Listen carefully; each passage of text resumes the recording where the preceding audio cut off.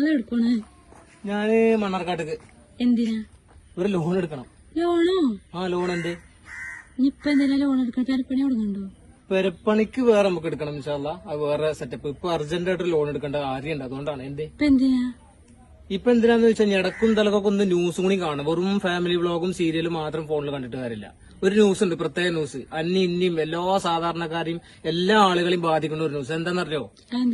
അറിഞ്ഞിട്ടില്ലല്ലോ? എന്നാ പറഞ്ഞുതരാം. എന്താണെന്നല്ല നിങ്ങൾ അറിഞ്ഞോ? ഞാനിവിടെ 1, 2, 3, 4 സ്ക്രീൻഷോട്ട് വെക്കാം. ഒരുവിധമില്ല എല്ലാ ന്യൂസ് ചാനലിന്റെയും സ്ക്രീൻഷോട്ടാണ്. ഇന്നലെ മിഞ്ഞാന്നൊക്കെ ആയിട്ട് നിങ്ങൾ എല്ലാവരും ഒരുപക്ഷെ കണ്ടിട്ടുണ്ടാവണം. കറണ്ട് ബില്ല് വീണ്ടും കൂടാൻ പോവാണ്. ഇനി കൂട്ടുകയല്ലാതെ വേറെ ഒരു നിവൃത്തിയില്ലാന്ന് വൈദ്യുതി മന്ത്രിയും പറഞ്ഞിട്ടുണ്ട്. നിങ്ങളൊന്ന് ആലോചിച്ച് നോക്കി. എന്റെ അഭിപ്രായത്തിൽ ഈ ഒരു സർക്കാർ വന്നതിന് ശേഷം 1ാമതോ 2ാമതോ തവണയാണ് തോന്നുന്നു കൂട്ടുന്നത്. ഇതിനുമായി ബന്ധപ്പെട്ട് നമ്മൾ ഒരുപാട് വീഡിയോ ചെയ്തതാണ്. അതുമല്ല, ഈ ഒരു കറണ്ട് ചാർജ് കൂട്ടുന്നതുമായി ബന്ധപ്പെട്ട് പൊതുസഭകൾ കൂട്ടിയിട്ട് പബ്ലിക് ഹിയറിംഗ് ഒക്കെ വെച്ചതാണ്. ഒരുപാട് വിദഗ്ധന്മാര് പറഞ്ഞതാണ് പാടില്ല, അങ്കെ മറ്റേത് മറിച്ചത്, അതിന്റെ സാങ്കേതിക വശങ്ങളെല്ലാം പറഞ്ഞതാണ്. പക്ഷെ ഈ ഭരിക്കുന്ന ആളുകൾക്ക് ചെവിയുടെ ഉള്ളുകൾ കയറൂല.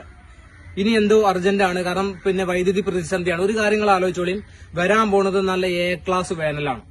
അഥവാ നമ്മുടെ നാട്ടിലെ ചൂട് കാരണം സാധാരണക്കാരന് പോലും പിന്നെ ചെറിയ വീട്ടിൽ പോലും AC വെക്കേണ്ട ഒരു അവസ്ഥയിലാണ്. കാരണം കാലഘട്ടം മാറുന്നതനുസരിച്ച് ചൂട് കൂടി വരികയാണ്. കഴിഞ്ഞ വർഷത്തെ ചൂടല്ല ഇനി വരാൻ പോണത്. നല്ല പീക്ക് ടൈമിലാണ് നമുക്ക് പണി തരാൻ പോണത്. ഞാനും എന്നെയും നിങ്ങളെയും പോലത്തെ പാവപ്പെട്ട ആളുകൾ എന്നും വിരലിൽ മഷി പുരട്ടാൻ മാത്രം വിധിക്കപ്പെട്ട ആളുകളാണ്.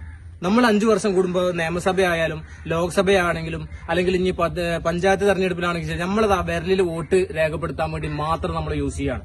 എത്രയോ ആളുകൾ, ആയിരക്കണക്കിന് ആളുകൾ പ്രതിഷേധവുമായി വന്നാണ് ഈ ഒരു വൈദ്യുതി കറണ്ട് ബില്ല് കൂട്ടുന്നതിനെതിരെ. ഇന്ന് കേട്ടോ? ഇല്ല. ഇതിനൊക്കെ സംവിധാനങ്ങൾ മറ്റുള്ള സംസ്ഥാനങ്ങൾ ചെയ്യുന്ന പോലെ നമ്മുടെ നാട്ടിലും ചെയ്താൽ മതി. ഞാൻ എല്ലാ വീഡിയോസും ഇതുമായി ബന്ധപ്പെട്ട് സർക്കാരിനെതിരെ പറയുമ്പോൾ ഏറ്റവും വലിയ പേടി എന്താണെന്ന് വെച്ച് കഴിഞ്ഞാൽ ഓരോരുത്തരും ഇങ്ങോട്ട് വരും, മെസ്സഞ്ചറിലായും വാട്സപ്പിലായിട്ടും വന്നിട്ട് ഇന്നങ്ങനെ തെറി പറഞ്ഞു പോകും. ഇവിടെ നടക്കുന്ന ഒരു സിസ്റ്റം ഇതാണ്. കാരണം ഭരിക്കുന്ന പാർട്ടികളുടെ അണികളുണ്ടാവും. അണികളെന്നൊന്നും ഇവരെ പറയാൻ പറ്റില്ല. നല്ല പക്ക അടിമകള്. അത് ഏത് പാർട്ടി ഭരിച്ചാലും ശരി. ഇപ്പൊ ഭരിക്കുന്ന LDF ആണ്. ഇനി അടുത്ത തവണ UDF വരാണെങ്കിൽ അവർക്കുണ്ട് ഈ അടിമകള്. കേരളത്തിലും അല്ലെങ്കിൽ ഇന്ത്യ രാജ്യത്ത് മുഴുവൻ രാഷ്ട്രീയ പാർട്ടികളും അണികളല്ലത്, അടിമകളാണുള്ളത്. നേതാക്കന്മാരും അല്ലെങ്കിൽ സർക്കാരും എന്ത് ചെയ്താലും പച്ചവെള്ളം കൂട്ടാതെ വിഴുങ്ങണ ആളുകളല്ലത്. നിങ്ങളൊന്ന് ആലോചിച്ചോക്കെ. ഇതുമായി ബന്ധപ്പെട്ട് പ്രതിപക്ഷത്തുനിന്ന് ഒച്ചപ്പാടുണ്ടോ? പ്രതിപക്ഷം എതിർക്കുന്നുണ്ടോ? ഇല്ല. ഇതൊക്കെ അടിച്ചേൽപ്പിക്കുന്ന ആരെ? എന്നെയും നിങ്ങളെയും, എന്നെ കേൾക്കുന്ന നിങ്ങളെയും പോലത്തെ പാവപ്പെട്ട ആളുകളിലാണ് ഈ ഒരു ഭാരം മുഴുവൻ വന്ന് നിൽക്കുന്നത്. ഓരോ ദിവസം കണ്ണി കണ്ടതിനൊക്കെ വില കൂടുകയാണ്. 1 കിലോ വെളുത്തുള്ളി കിട്ടണമെങ്കിൽ 400 രൂപ കൊടുക്കണം. മനസ്സിലായോ? 1 കിലോ മുരിങ്ങക്കായ്ക്ക് 500 രൂപ ഇന്നലെ പിന്നെ ഒരു ഇത് നോക്കിയപ്പോ. ഈ തീ പിടിച്ച വിലക്കറ്റിൽ നിന്ന് ഇതേപോലെ നിത്യം ഉപയോഗിക്കുന്ന സാധനങ്ങൾക്കും വില, അതേപോലെ തന്നെ മാസത്തിൽ കൊടുക്കുന്ന ഈ പറഞ്ഞ പോലെ കറണ്ട് ബില്ലിന് വില കൂടുക. നിങ്ങളൊന്ന് ആലോചിച്ച് നോക്കി. സാധാരണക്കാരന്റെ തലമ ചില്ലറ ഭാരങ്ങളല്ല വരുന്നത്.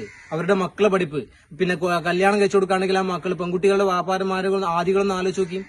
ഇത്രയും പ്രശ്നങ്ങൾ ഉണ്ടാകുമ്പോൾ ആരും ഒന്നും മുടങ്ങില്ല. എല്ലാവരും റീൽസിലും ഇതേപോലെ തന്നെ സംഭവങ്ങളും ചെയ്ത് നടക്കുകയാണ്. ഈ ഒരു പൊതുവായുള്ള കാര്യങ്ങൾക്ക് ആർക്കും ഒരാൾക്കും വിഷമല്ല. എല്ലാവരും സഹിക്കുക. ഇതിന് നമ്മുടെ ജനാധിപത്യ രാജ്യത്ത് വ്യവസ്ഥകൾ ഒരുപാടുണ്ട്. ഈ സർക്കാരുകൾ കൊള്ളരുതായ്മ ചെയ്യുമ്പോൾ സമരമുറകളിലൂടെ അവരെ പിന്തിരിപ്പിക്കാനുള്ള സകല നിയമം നമുക്ക് അനുകൂലമാണ്. ഇത് KCBക്കോ അല്ലെങ്കിൽ സർക്കാർ സംവിധാനങ്ങൾക്കെതിരെ ആരെങ്കിലും പറഞ്ഞാൽ ഓനങ്ങനെ സൈബർ ബുള്ളിംഗ് നടത്തുക, ഓനെ പിന്നെ കണ്ട ഗ്രൂപ്പിൽ കയറി കണ്ട് ഓനെ ടൗസർ ഊരി വിടുക. ഇതാണ് ഇപ്പോൾ അവിടെ നടന്നുകൊണ്ടിരിക്കുന്നത്. ഇപ്പൊ ഞാൻ വെറുതെ പറഞ്ഞാൽ നിങ്ങൾ ആ സ്ക്രീൻഷോട്ട് കണ്ടതല്ലേ? ഇതൊക്കെ ഔദ്യോഗികമായിട്ടുള്ള ന്യൂസുകളാണ്. പിന്നെ ഏഷ്യാനെറ്റ് ആണെങ്കിലും മാതൃഭൂമിയാണെങ്കിലും മനോരമയാണെങ്കിലും ഇവരൊക്കെ സ്ക്രീൻഷോട്ടാണ് നിങ്ങൾ നേരത്തെ കണ്ടത്. ഇതൊന്നും ഞാൻ വെറുതെ പറയുന്നതല്ല. ഇത് ഞാനോ അല്ലെങ്കിൽ എന്നെ പോലത്തെ വേറെ ആരെങ്കിലും സമൂഹത്തിൽ എന്തെങ്കിലും കുറച്ച് കാര്യങ്ങൾ പറയുമ്പോൾ അവരെ എല്ലാവരും പാടെ കൂടി കടിച്ചു കീറുന്ന ഒരു സമ്പ്രദായമാണ് ഇപ്പൊ നമ്മുടെ നാട്ടിൽ നടന്നുകൊണ്ടിരിക്കുന്നത്. ഇതിനെതിരെ ഞാനും നിങ്ങളും അടങ്ങുന്ന എല്ലാവരും പ്രതിഷേധിച്ചേ മതിയാവുള്ളൂ. ഇനി ഇതാ വരാൻ പോകുന്ന തെരഞ്ഞെടുപ്പാണ്. അത് കഴിഞ്ഞാൽ 2026 തെരഞ്ഞെടുപ്പ് വരുന്നുണ്ട്. ഇവിടെ തെരഞ്ഞെടുക്കപ്പെടുന്ന ആളുകൾ ആർക്കൊക്കെ നല്ലതാണ്, നമുക്ക് നല്ലതാണോ ചെയ്യണമെന്ന് ചിന്തിച്ച് ബുദ്ധി കൊണ്ട് വോട്ട് ചെയ്യുക. മനസ്സിലായോ? അടിമത്തരം കൊണ്ട് അല്ലെങ്കിൽ ഏത് പാർട്ടിയുടെ ഇന്ന പാർട്ടിയുടെ ഞാൻ പറയണ്ട, അടിമത്തരം മാറ്റി വെച്ചിട്ട് ബുദ്ധി കൊണ്ട് വോട്ട് ചെയ്യുക. നമുക്ക് ഗുണം കിട്ടുന്ന അല്ലെങ്കിൽ പാവപ്പെട്ടവനെ സംരക്ഷിക്കുന്ന ഒരു അധികാരികളായിരിക്കണം നമ്മുടെ നാട്ടിൽ വരേണ്ടത്. നിങ്ങളൊന്ന് ആലോചിച്ച് നോക്ക്. ഇത് വർഷാവർഷം ഇങ്ങനെ കൂട്ടിക്കൊണ്ടിരിക്കുകയാണ്. എന്നിട്ട് സർക്കാർ പറയുന്നതോ ഞങ്ങൾക്ക് വേറെ നിവൃത്തിയില്ലാന്ന്.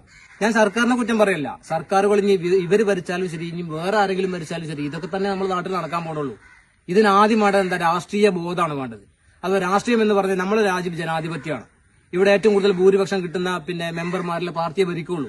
അത് നമ്മുടെ നാടിനും നാട്ടുകാർക്കും പാവപ്പെട്ടവരെയും സംരക്ഷിക്കുന്ന ആളുകളെ തെരഞ്ഞെടുക്കുക എന്നുള്ളത് എന്റെയും നിങ്ങളെയും ഉത്തരവാദിത്തമാണ്.